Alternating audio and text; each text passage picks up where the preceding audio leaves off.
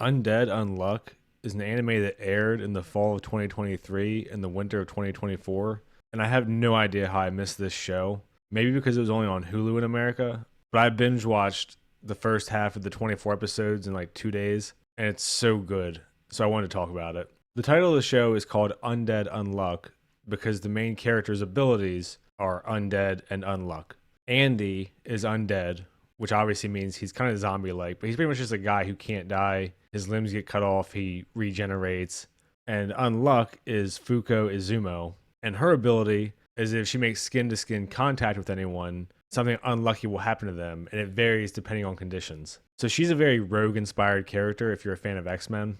And I love shows that have a really morbid concept, but have a really positive tone overall. So the whole premise is that she can't be touched by anyone. I'm going to talk vaguely without spoiling any of the specifics, but I do want to talk about the broader story so you understand what's going on.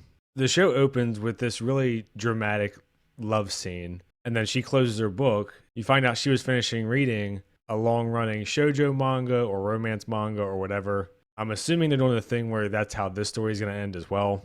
And it starts off with her deciding that she wants to kill herself, which obviously is a pretty dark start, tonally, except for how it's handled. So as she's about to kill herself, she runs into Undead, is what he calls himself, but she eventually calls him Andy. And you find out right away that her goal is to kill herself because she can never really be in love with someone like in the manga she just read. And his goal is to die because he's been living for too long.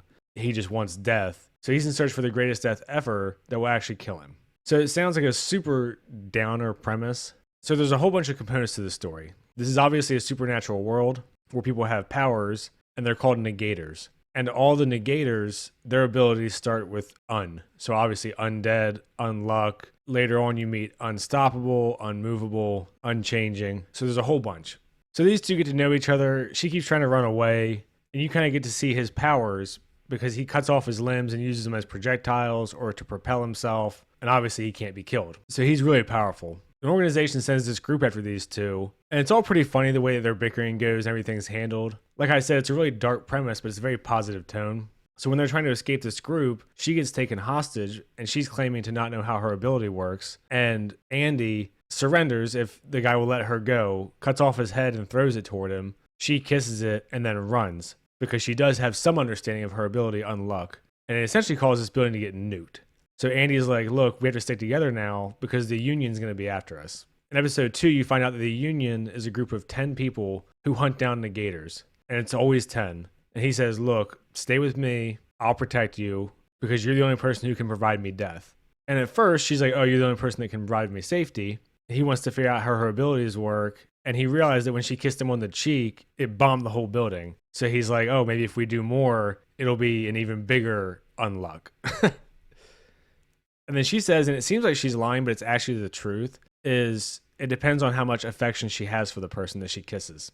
So you find out that the effect on her mom and dad was way more severe than it was on her granddad, who just sprained an ankle. She's 18, and she's gone her whole life without any kind of physical affection. That's why she's dressed the way she is. She's always bundled up. She lives in isolation because she can't touch anybody. So obviously you end up with a premise where he's like, okay, I'm going to make you fall in love with me so that you want to have sex with me.